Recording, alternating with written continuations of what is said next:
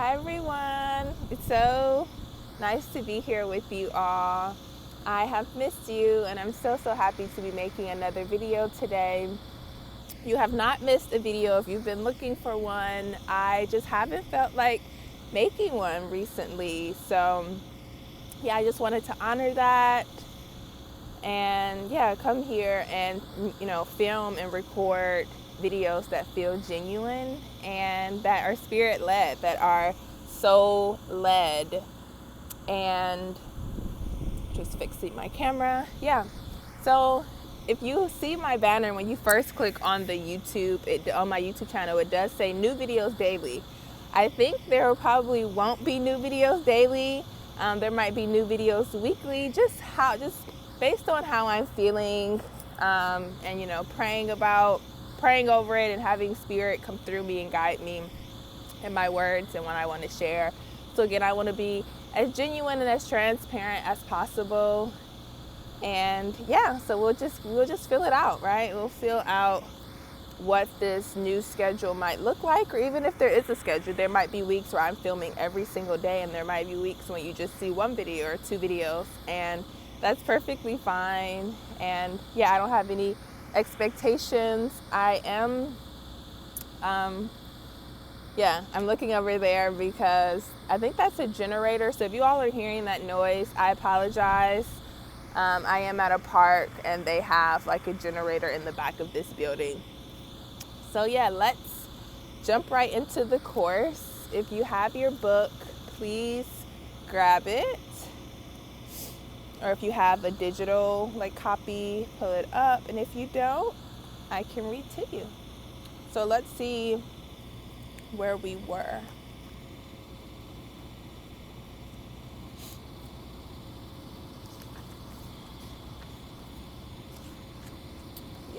We were in, I think, verse 8. Well, chapter 8. And I believe we stopped. We stopped on verse 11. Do you guys remember when we were discussing what it means, or what it feels like when we try to look beneath the surface?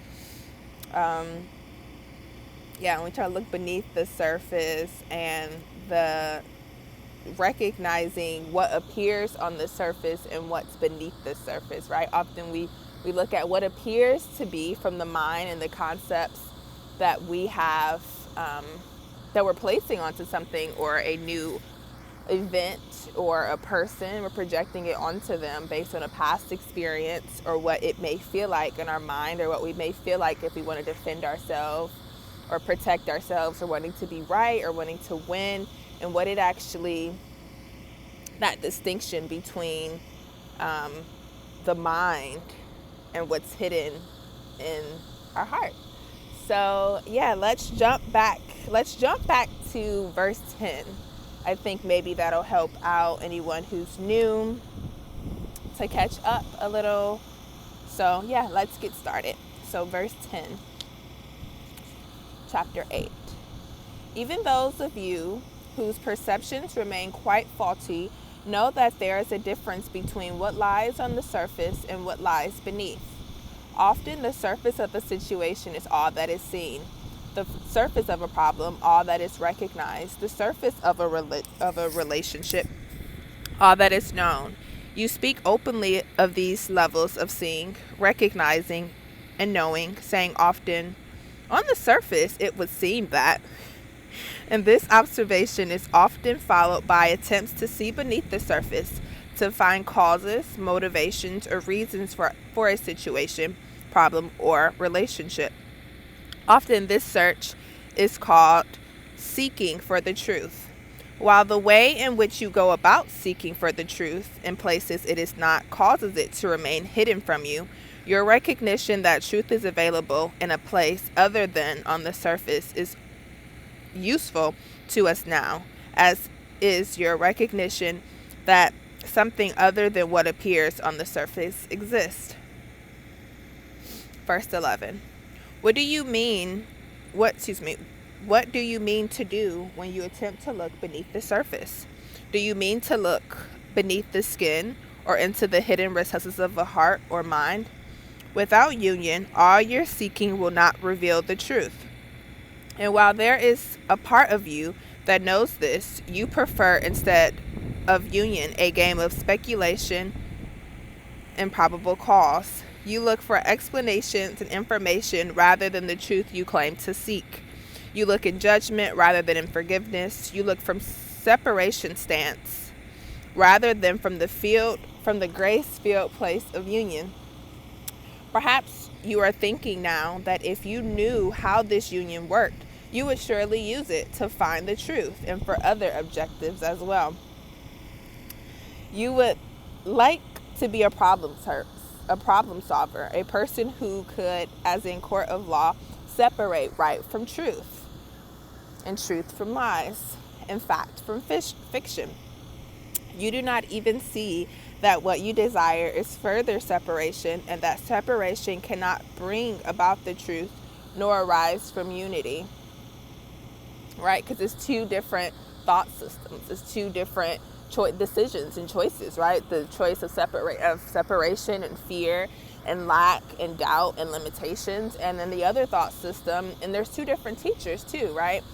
But for separation, and there's union and love and peace and companionship and communion and collaboration, interdependence, and all of that juicy goodness.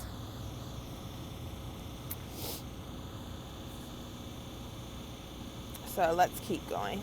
Verse 12. Even your loftiest desires are fraught with righteousness that is still righteousness, no matter what the noble cause you deem yourself willing to address.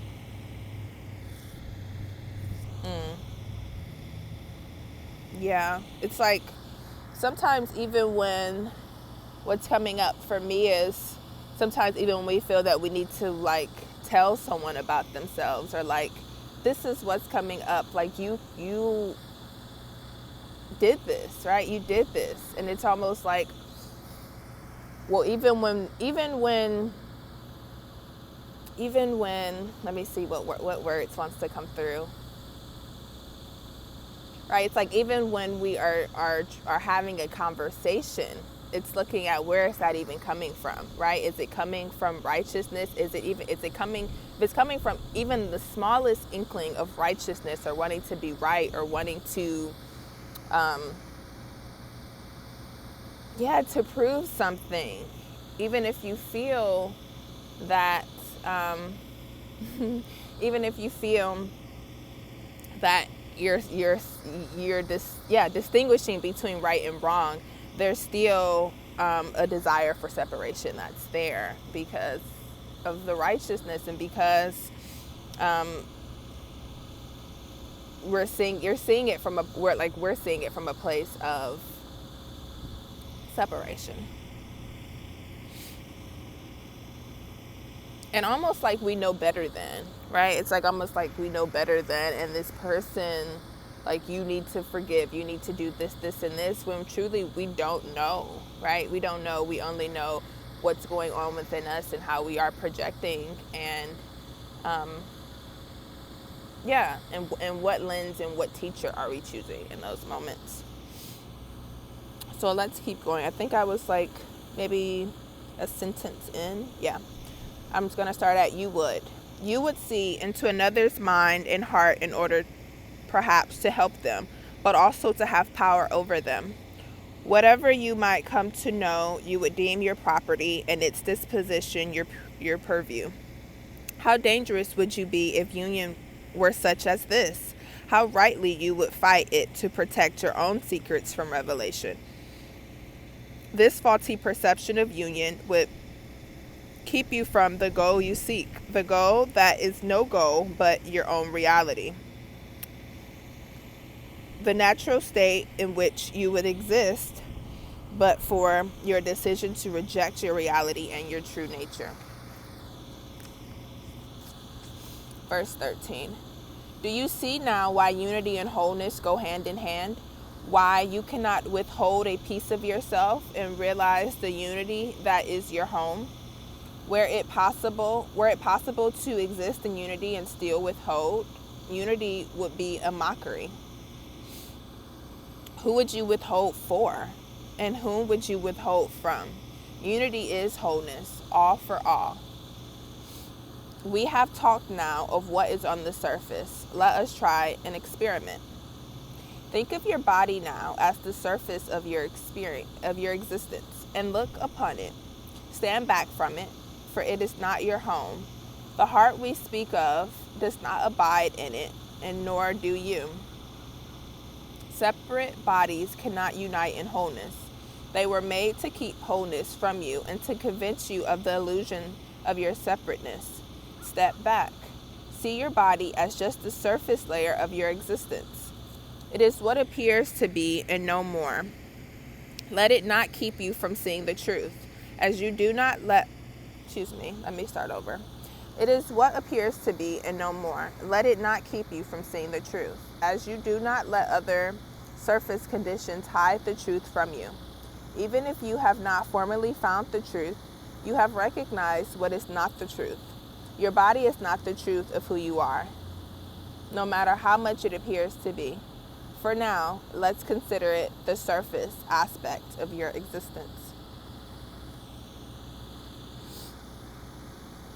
Verse 16. We will go one step further as well, for many of you are thinking still that it is what is within the body that is real. Your brain and heart, your thoughts and emotions. If your body contained what was real, it too would be real.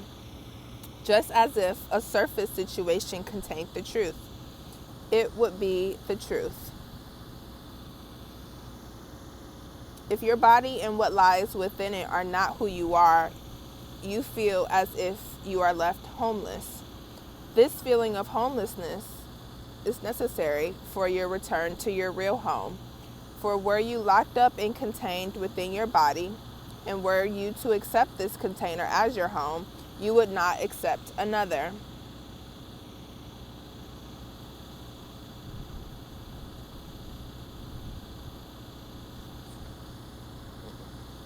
Verse 17.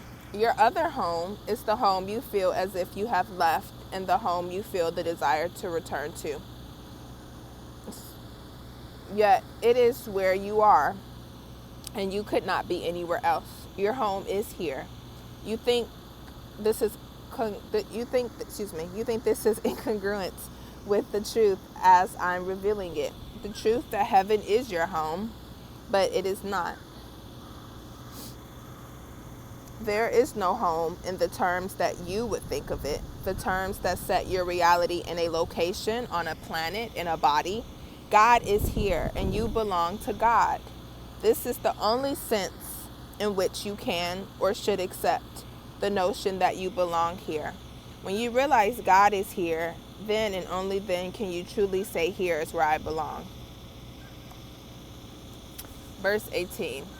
Now that you are standing back from your body, participating in this experiment to recognize the surface element of your existence, you are perhaps more aware than ever before of being in a particular place in time. As you stand back and observe your body, this is what you will see: a form moving through time and place. You may be more aware than ever of its actions and complaints, its sturdiness or lack thereof. You may be realizing how it governs your existence and wondering how you would spend a moment without awareness of it. Verse 19. This moment without awareness of the body was beautifully described in A Course in Miracles as the holy instant. You may not think observation of your body is a good way to achieve this, but as you observe, you learn to hold yourself apart from what you see.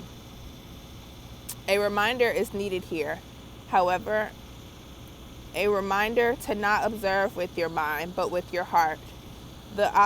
This observance will contain a holiness, a gift of sight beyond that of your normal vision. So I'm seeing too, like, as I'm like imagining this, like, and I'm feeling into it, it's almost like Jesus is not asking us to look with our like eye, like with our physical eye, but go in and look with your inner eyes. So almost like doing this experiment in like meditation or in stillness, and just focusing on like reading this and then doing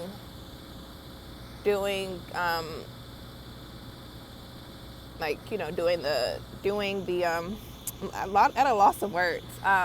It's like doing the experiment in meditation, right? And so, but doing it from a way where you're not so connected to the body, like doing it in a grounded way where you're grounded, but your eyes are closed and you're trusting and you're having faith and you're like imagining this, right? And there's a level of detachment where you're not so clutched to the body. You're not so clutched to this is who I am, but you're more like detached. You're more able to see in clear truth that my home, like I'm in this body, right? I'm in this body, but who I am is a part of God, right? That is, home is where my creator is, but also home is not maybe how we envision it as this heaven or as this place that we go to when we die. And so I think with this, we may begin to start having more compassion and more compassion and just more curiosity, right? About maybe toward the body or towards other bodies or to just our experience in general, instead of us just saying like, oh, we're just mere humans, and like, you know, like sometimes we have that doubt talk like, oh, we're just humans, like we can't do anything. And I think in this experiment, I think Yeshua is also showing us how powerful we can be, how powerful we are, right? So let me continue. Verse 20. You may begin by feeling compassion toward this body that you have long viewed as your home. There it goes again. One more time, sleeping and walking. One more time, fueling itself with energy. One more time, expending that energy. One more time, growing weary. One more time growing weary. One more day is greeted, and its greeting lies upon your heart. Each day tells you all things come to pass. At times this is cause for rejoicing. At other times a cause for sorrow, but never can it be evaded that each day is a beginning and an ending. The birds are out. Night is as certain as day. Into these days that come to pass move many other bodies such as yours. Each one is distinct, and there are so many. As you become an observer, you may well be overwhelmed by what you observe, by the sheer magnitude of all that with you occupies the world. Some days this will make you feel like one of many, a tiny peon of little significance. On other days you will feel quite superior, the ultimate achievement of the world in all its years of evolution. There are days you will feel quite of the earth, as if this is your natural home and heaven to your soul. On other days your feelings will be quite the opposite, and you will wonder where you are. Yes, there your body is, but where are you? Although you cannot observe it, you will become aware of how the past walks through your days with you, and the future too. Both are like companions who, for a little while, are welcome distractions, but are loath to leave you when you would have them gone. Where lies this past and future? Where does day go when it is night? What are you to make of all these forms that wander through your days with you? What is it really that you are observing? This is your reenactment of creation, begun each morning and completed each night. Each day is your creation held together by the thought system that gave it birth. To observe this is to see its reality. To see the reality is to see the image of God you have created in God's likeness. This image is based on your memory of the truth of God's creation and your desire to create like your Father. It is the best in your forgetfulness that you could do, but still, it tells you much. Everything is held together by the thought system that gave birth to it. There are but two thought systems, the thought system of God and the thought system of ego, or the separate self. The thought system of the separate self sees everything in separation. The thought system of God sees everything in unity. God's thought system is one of continuous creation, rebirth, and renewal. The ego's thought system is one of continuous destruction and disassembly, of decay and death. And yet, how like they are one to the other. Verse 26. How like to memory it is to think a thing remembered in every smallest detail, and yet to have no idea what the memory is about. All memory is twisted and distorted by what you would have it be. Everyone can think of at least one long remembered incident that, when given to light of truth, revealed a lie of outlandish proportions. These are the memories of loved ones you were sure were trying to hurt you, when in truth they were only trying to help. The memories of situations you deemed meant to embarrass or destroy you, that were in truth meant to teach you what you needed to learn to lead you to success you now enjoy. This is reminding me too. Hi, Birdie. This is reminding me too of just like, how we jump to like these, how we jump to these almost like wounded child victimized, like being victims, and based on who we think we are, based on how we think the world should be, right? Like, why did this happen to me? Why is this happening? It's like, no, like, you don't want this to happen to you, but also we're looking on the first level. We're not looking from the soul, right? From the spirit level that we came here to grow. I just have so much to say that it's coming out in like it's not coming out in clarity, but I try to talk a little slower. Right, we're seeing these things and what people are doing to us on the first level, on like survival type of level, right? Like the fight or flight, or the surviving, like you're in fear, you're surviving, trying to survive another day, instead of seeing it from the spirit, like seeing it from our soul, seeing it from level of creation, that in these situations where we feel disempowered, are situations that are calling us to actually stand our ground and to be empowered, right? To cultivate our power, and oftentimes is teaching us something about ourselves, teaching us about who we are, and looking at these situations from a high, maybe not to say higher level, but at a more impersonal level than maybe us taking it so personal. And so that's what like verse 26 is reminding me of, is that we can twist and distort how we see things, and even why situations are coming up. That it's not that God is doing these things to us, but that we are actively choosing the thought system each day that we're choosing, whether it's the thought system of joining with God or joining with the ego. But also we are deciding to take certain things personal that we feel that people are doing to us, right? Like even how powerful we see words are. People say things, there's a trigger, there's like a reaction that comes up for us, and looking at where is this coming from, and how am I seeing this situation? Why did I respond like this? And like, why did I respond like this in this situation or in that situation?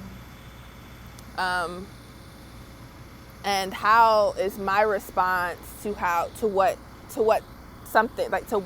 has happened? I hope that you all kind of understand what I'm saying. But yeah, it's so nuanced, and it's such a I would say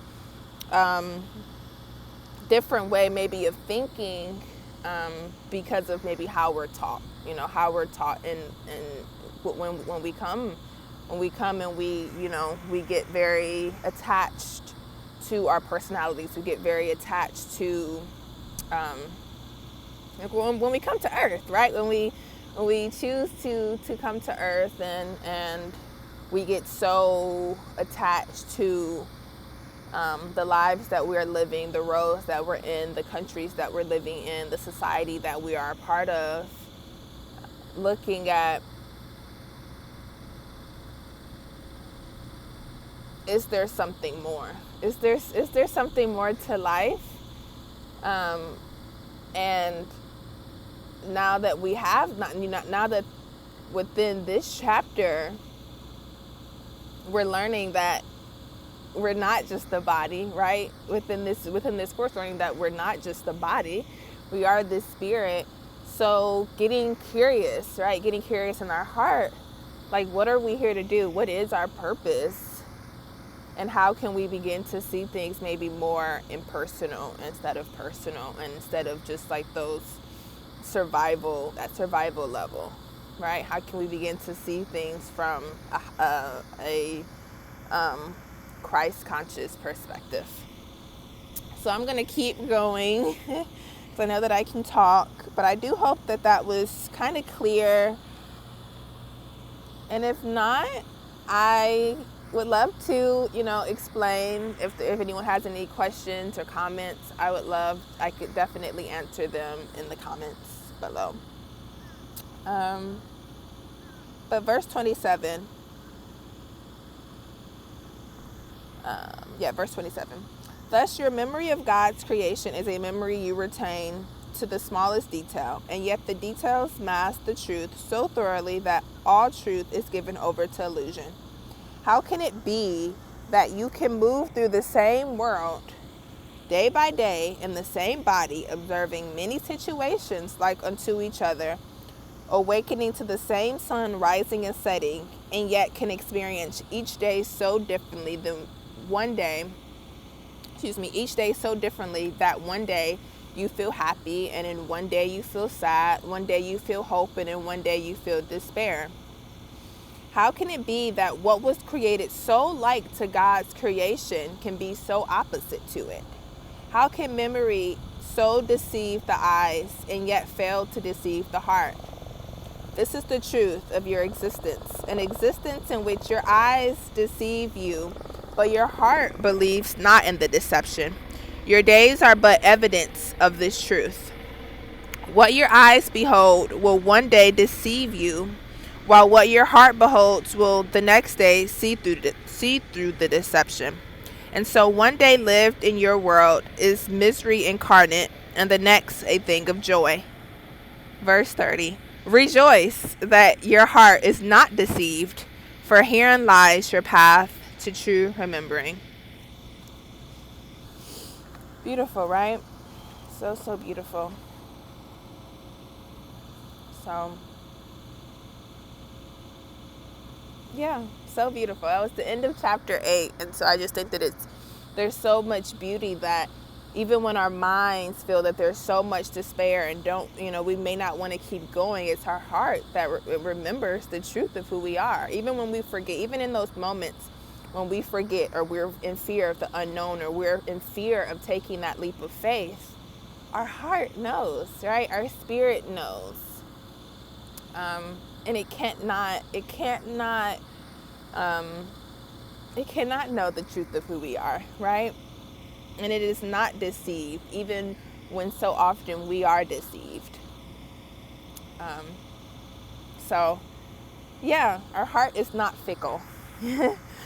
So thank you all so much for finishing chapter 8 with me. We will start chapter 9, maybe tomorrow, maybe the next day. We will see.